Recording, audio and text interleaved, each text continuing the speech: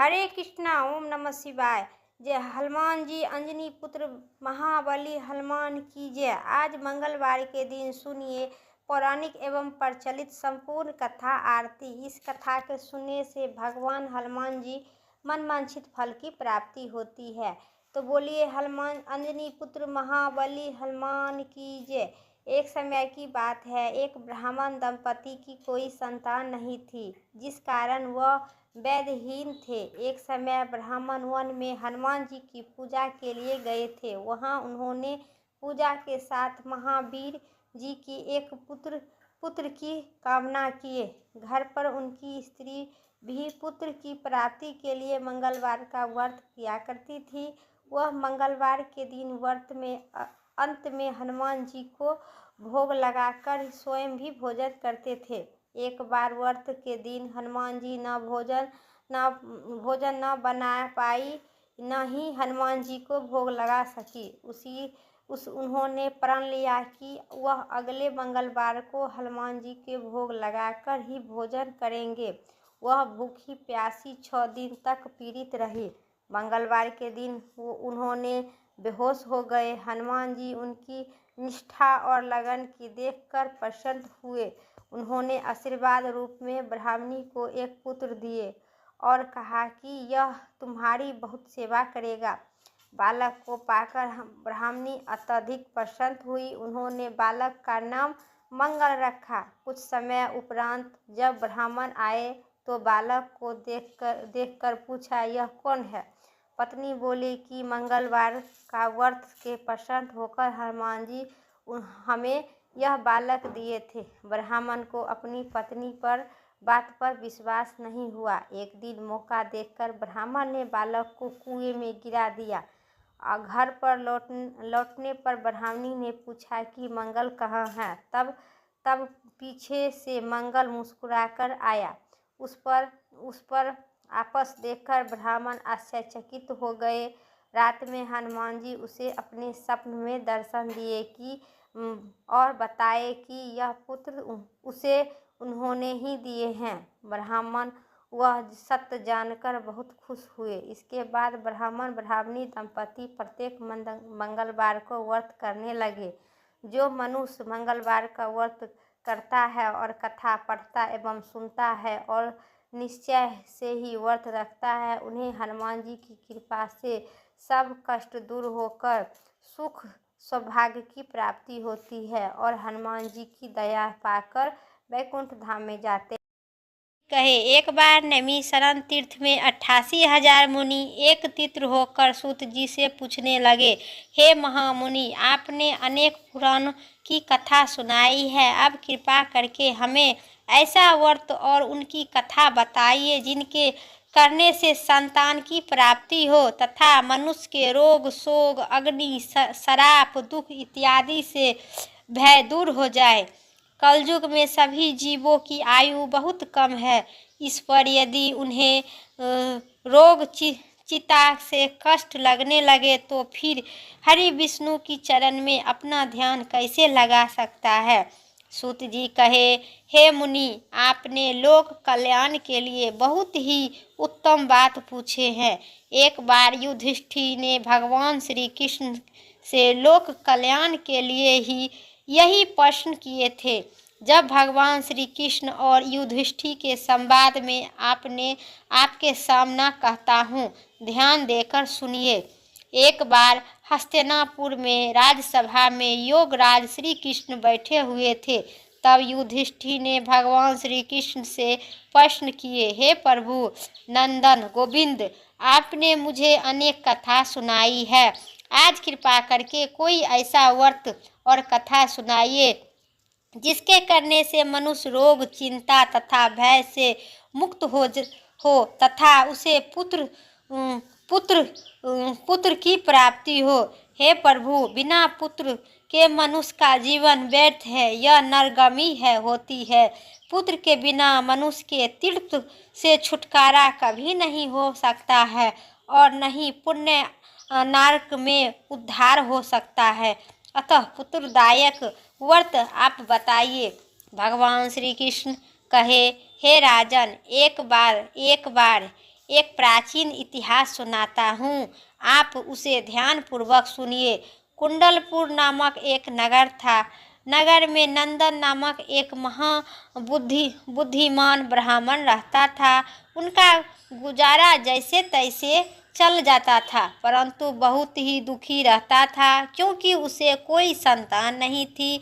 उनकी पत्नी सुदंता पतिव्रता थी। वह भक्ति पूर्वक श्री हनुमान जी की आराधना करती थी और मंगलवार के दिन व्रत करके अत्यधिक भोजन कर हनुमान जी के भोग लगाते थे।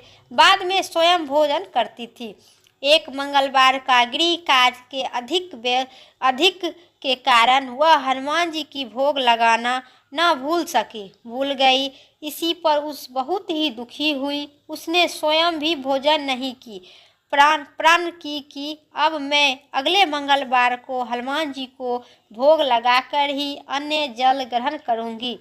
ब्राह्मणी सुदंता प्रतिदिन भोजन बनाती थी, श्रद्धा पूर्वक पति को खिलाती थी, परंतु स्वयं भोजन ग्रहण नहीं करती थी और मन ही मन श्री हनुमान जी की आराधना करती थी। इसी प्रकार 6 दिन तक ब्राह्मणी सुदंता को अपने प्रण के अनुसार भूखी प्यासी निहार रही, परंतु 7वें दिन मंगलवार को वह प्रातः काल बेहोश होकर गिर पड़ी।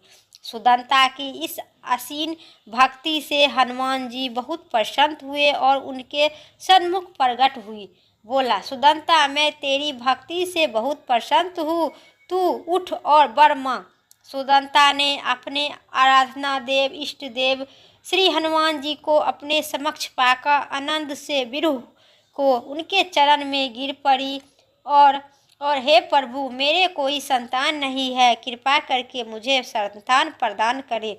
श्री हनुमान जी ने कहे, तेरी इच्छा पूर्ण होगी, तेरे यह एक कन्या उत्पन्न होगी, उसके अष्टतंग प्रतिदिन सोना चांदी देगी। इसी प्रकार वर देकर हनुमान जी अंतर्ध्यान हो गए। ब्राह्मणी सुदंता बहुत ही हर्षित हुई। उनके यह समाचार अपने पति को जाकर कहे। ब्राह्मण देव कन्या को वरदान सुनकर कुछ दुखी हुई, परंतु सोना मिलने की बात सुनी तो बहुत ही प्रसन्न हुई। विचार की कि ऐसी कन्या के साथ मेरा निधनता भी समाप्त हो जाए। हनुमान जी की कृपा से वह ब्राह्मणी गर्भवती हुई और 10वें महीने में उसने एक सुंदर कन्या का जन्म दी। यह कन्या अपने पिता के घर में ठीक उसी तरह बढ़ने लगी जिस प्रकार शुक्ल पक्ष की चंद्रमा बढ़ जाती है। यह 10वें दिन ब्राह्मण ने उस बालिका के नामकरण संस्कार करवाए। उसके कुल पुरोहित ने उस बालिका का नाम रत्नबाला रखा। इस कन्या का पूर्व जन्म में विधि विधान से वे मंगल देव का व्रत किया करती थी। रत्नबाला भी अष्टगंध के प्रतिदिन बहुत सा धन देता था, सोना चांदी देते था। उसी सोना चांदी से नंद ब्राह्मण बहुत ही धनवान हो गए। ब्राह्मणी सुदंता भी बहुत भी अभिमानी हो गई। समय बीतने के साथ रत्नबाला 10 वर्ष के हो चुकी थी। एक दिन सुदंता ने अपने ब्राह्मण से कहा कि बहुत और हमारी पुत्री रत्नबाला विवाह योग हो गई है, अतः कोई सुंदर तथा योग्य वर देखकर उसका विवाह करा दीजिए। यह सुनकर नंद ब्राह्मण बोला, अभी तो रत्नबाला बहुत ही छोटी है। तो ब्राह्मणी ने कहा, शास्त्र की आज्ञा है कि कन्या 10वें वर्ष तक गौरी, 8वें वर्ष तक गौरी, 9वें वर्ष तक रोहिणी और 10वें वर्ष में कन्या के पश्चात रत्नबाला हो जाती है। गौरी के दान करने से पाताल लोक, रोहिणी के दान करने से वैकुंठ लोक और कन्या के दान करने से इंद्र लोक में सुख की, पति पत्नी और माता पिता की सुख की प्राप्ति होती है। हे पतिदेव, अगर आप रत्नबाला का दान किया जाता है तो वे घोर रत्नबाला को तो घोर नरक की प्राप्ति होगी। इसी पर नंद ब्राह्मण ने कहा, अभी तो रत्नबाला 10 वर्ष के ही है, मैं तो 16 साल की कन्या का विवाह करवाए हैं, अभी जल्दी क्या है। ब्राह्मणी सुदंता ने कहे, आपको लोभ अधिक हो गया है। अगर 11 वर्ष में कन्या का विवाह नहीं होता है तो उसे मासिक धर्म, रक्त का पिता और बड़े भ्राता को पान करना पड़ता है। और शास्त्र में कहा गया है कि यदि माता पिता और बड़े भाई रत्नबाला कन्या को देखते हैं तो वो नरक के गमी होते हैं। नंद ब्राह्मण ने कहे, ठीक है, मैं कल योग वर की तलाश में अपना दूत भेजूंगा। दूसरे दिन ब्राह्मण ने दूत को बुलाया और कहा, मेरी कन्या जैसी सुंदर वैसे ही सुंदर वर के लिए तलाश करो। दूत स्वामी की आज्ञा पाकर वर के खोजने के लिए चल पड़ा। अनेक नगर घूमने के बाद उसने पपाई नगर में एक सुंदर ब्राह्मण युक्त को देखा। यह बालक, जिनका नाम रमेश्वर था, बहुत ही गुणवान था। दूत ने सुंदर गुणवान ब्राह्मण पुत्र के बारे में अपने स्वामी को पूर्व विस्तार से कहा। ब्राह्मण नंद को भी रमेश्वर बहुत अच्छा लगा और फिर एक शुभ मुहूर्त में विधि पूर्वक रमेश्वर को कन्या का दान करके ब्राह्मण ब्राह्मणी संतुष्ट हो गए। परंतु ब्राह्मण नंद के मन में लोभ समाया हुआ था।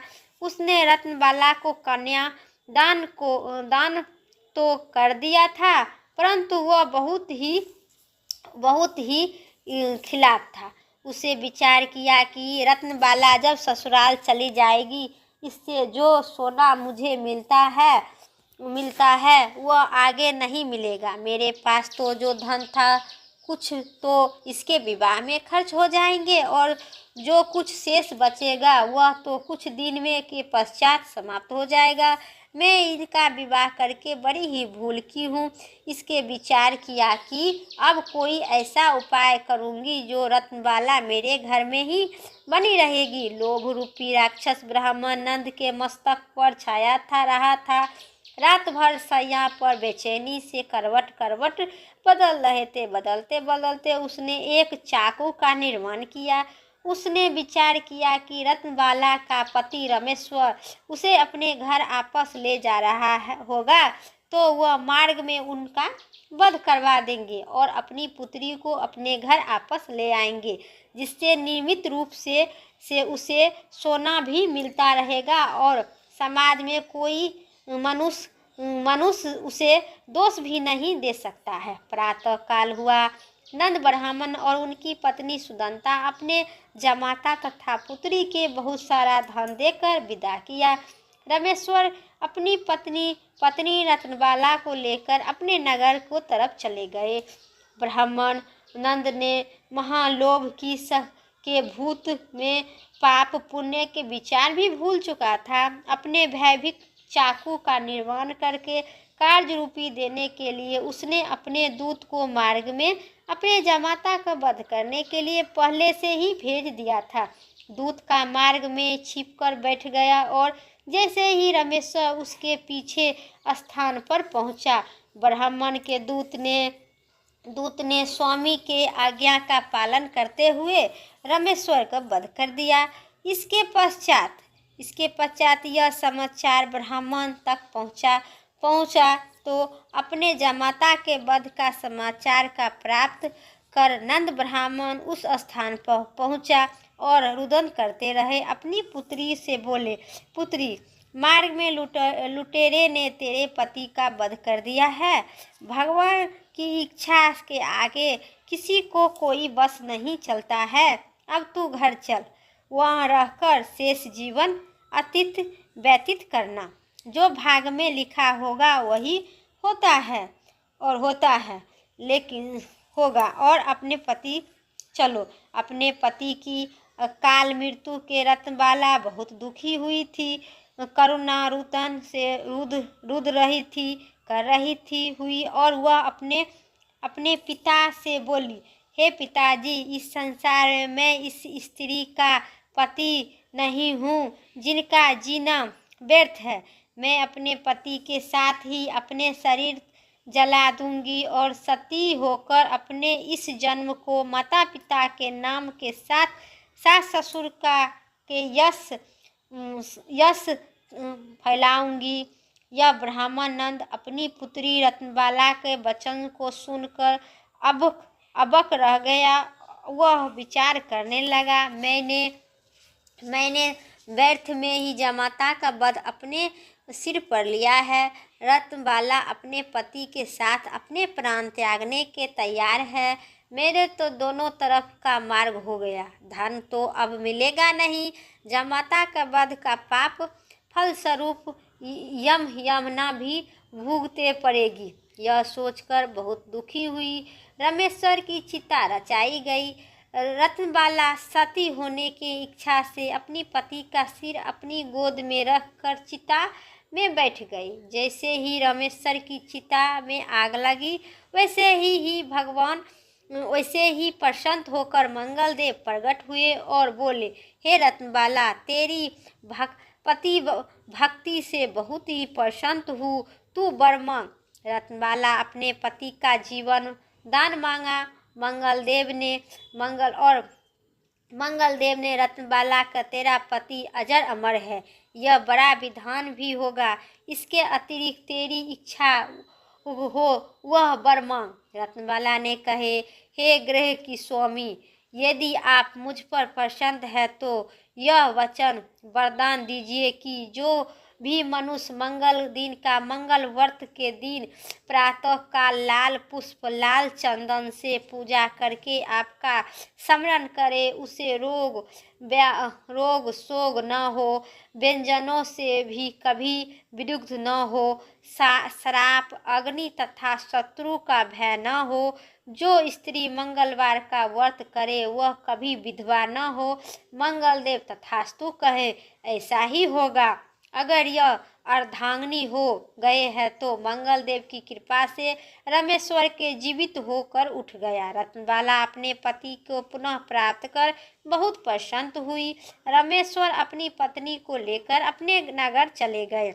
इसके बाद दोनों पति पत्नी मंगल दिन के मंगल व्रत किए। हनुमान जी का व्रत के पश्चात मंगलवार का व्रत करने लगे और मंगलदेव की कृपा से इस लोगों को सुख ऐश्वर्य भोग कर यशमय और स्वर्गलोक की प्राप्ति हुई। बोले भगवान बजरंगबली महाराज की जय और पवन सुत हनुमान की जय। मंगलवार के दिन संपूर्ण कथा समाप्त हुई। अब सुनिए आरती। हनुमान जी की चालीसा। श्री गुरु चरण सरोज रजे निजमल मुकुट सुधार, वरुणा रघुबर विमल जसोधे जोधा एक फल चार। बुद्धि नितन जान के सुन लो पवन कुमार, बल बुद्धि विद्या दे मोहि हरहु कलेश विकार। जय हनुमान ज्ञान गुण सागर, जय कपीत लोक उजागर। रामदूत अतुलित बलदाना, अंजन सूत्र पवन सुत नामा। महावीर विक्रम बजरंगी, कुमति निवारण सुमित के संगी। कंचन बरन विरागे सुबेसा, कंडल कुंडल कुंचित केसा। हाथ ध्वज और धरा विराजे, कांडे मूज जनेऊआ छाजे। शंकर सुमन केसरी नंदन, तेज प्रताप महाजगवंदन। विद्यावान गुणी अति चातु, राम काज किरवे को आतु। प्रभु चरण सुबे को रसिया, राम लखन सीता बन बसिया। सूक्ष्म रूप सिंहक दिखावा, विकट रूप धरि लंक जरावा। भीम रूप धरि असुर संहारे, रामचंद्र जी की काज समारे। लाए सजीवन लखन जियावे, श्री रघुबीर हरथ उज लाए। रघुपति किन्ना बहुत बड़ाई, तुम प्रिय भरत सन भाई। सहस्त्र बदन तुमरे यश गावे, अस कही श्री कथि पंथ लगावे। सनकादिक ब्रह्मा मुनि का, नारद सारद सहित अहिका। जन्म कुबेर दिक्पाल जहावे, कवि गोविंद कहीं सकल कहावे। तुम उपकार सुग्रीव किन्ना, राम मिलाए राजपति दीन्ना। तुमरे मंत्र विभीषण माना, लंकेश भय सब जग जाना। जुग सहस्त्र जो जन पर भानु, लील्हे ताहि मधुर फल जानु। प्रभु मुद्रिका मेली मुख माही, जलद लाए गए अचरज नाही। दुर्गम काल जगत के तेते, सुगम अनुगम तुमरे तेते। राम दुलारे तुम रखबारे, होता न आज्ञा बिन पैसारे। सब पर सुख लाए तुम्हारी सरना, तुम रक्षक कहू को डरना। आपन तेज सास्ते आपे, तीनों लोग हास्ते कापे। भूत पिशाच निकट नहीं आवे, महावीर जब नाम सुनावे। नासे रोग हरे सब पीरा, जपत निरंजन हनुमत बीरा। संकट ते हनुमान छुड़ावे, मन कर विचन ध्यान जो पावे। सब पर राम तपस्वी राजा, तिनके कार्य सकल तुम छाजा। और मनोरथ जो कोई गावे, सोई अति जीवन फल पावे। चारों युग प्रताप तुम्हारा है, प्रसिद्ध जगत उजियारा। साधु संत के तुम रखबारे, असुर निकंदन राम दुलारे। अष्टधि नवनिधि के दाता, असवर दीनी जानकी माता। राम रसायने तुमरे पासा, सदा रहु रघुपति के दासा। जन्म जन्म के तुम बिसरावे, अंत काल रघुपुर पुर जाई। जहाँ जन्म हरि भक्त कहावी, और देवता चिंता न दाई। हनुमत सोई सर्व सुख कराई, संकट कटे मिटे सब पीरा। जो सुमरे हनुमत बलवीरा, जय जय जय हनुमान गुसाई। कृपा करो गुरुदेव के नाई, जो सतबार पाठ कर कोई। छोटे बंद महासुख होई, जो यह पढ़े हनुमान चालीसा। सोई सिद्धि गौरी सीखी, तुलसीदास सदा हरि चेरा। कीजे नाथ हृदय महदेरा, पवनी तनय संकट हरन। मंगल मूरत रूप, राम लखन सीता सहित। हृदय बसंतपुर सूप। सियावर रामचंद्र की जय, अयोध्या राम लला की जय। जय जय श्री सीताराम। अब सुनिए हनुमान जी के चालीसा के बाद हनुमान जी की आरती। आरती कीजे हनुमान लला की, दुष्टि दलन रघुनाथ कला की। जाके बल से गिरिधर कांपे, रोग सोग जाके निकट न आवे। अंजनी पुत्र महाबलदाई, संतन के प्रभु सदा सहाई। देवीरा रघुनाथ पठाई, लंका जाय सिया सुध लाए। लंका सो कोट समुद्र सिखाई, जातक पवन सुत बार न लगाई। लंका जाई असुर संहारे, सिया रामचंद्र के काज सम्हारे। लक्ष्मण मूर्छित पड़े सहकारे, अग्नि सजीवन प्राण उजारे। पोठिक पताल तोई जन्म कराए, अहिरा बन के भुजा उखाड़े। बाएं भुजा असुर दल मारे, दाएं भुजा संतन सत्कारे। सुर नर मुनि जन आरती उतारे, जय जय जय हनुमान उचारे। कंचन थाल अगर कपूर ले छाई, आरती कीजिए करत अंजना माई। जो हनुमान जी की आरती गावे, बस बैकुंठ पदम पद पावे। लंका विध्वंस किन्ह रघुराई, तुलसीदास प्रभु कर कराई। तुलसीदास प्रभु कराई। आरत कीजे हनुमान लला के, दुष्ट दलन हनुमान करा के। वे बजरंग बली हनुमान की जय। हनुमान जी की, बजरंग बली की और हनुमान जी की संपूर्ण कथा आज मंगलवार के दिन संपूर्ण कथा और आरती समाप्त हुई। हम उम्मीद करते हैं मेरा वीडियो पसंद आई। चैनल पर नए हैं तो लाइक करके सब्सक्राइब कीजिएगा। कमेंट में जय श्री राम जरूर लिखिए, और आपकी सब्सक्राइब से मेरी वीडियो के नोटिफिकेशन सबसे पहले आप सभी तक जल्दी पहुंचे। इसीलिए मेरे चैनल पर इसी टाइप के धर्म कर्म और शास्त्र से वीडियो हमें अपलोड करते हैं। तो इस चैनल के अभी तक सब्सक्राइब नहीं किए हैं तो ज़रूर सब्सक्राइब करके और बेल आइकन प्रेस करें। जहां से वीडियो देखते हैं अपना कमेंट में बॉक्स में ज़रूर नाम लिखिए। फिर नेक्स्ट वीडियो लेके आते हैं, तब तक के लिए जय श्री राम, राधे राधे।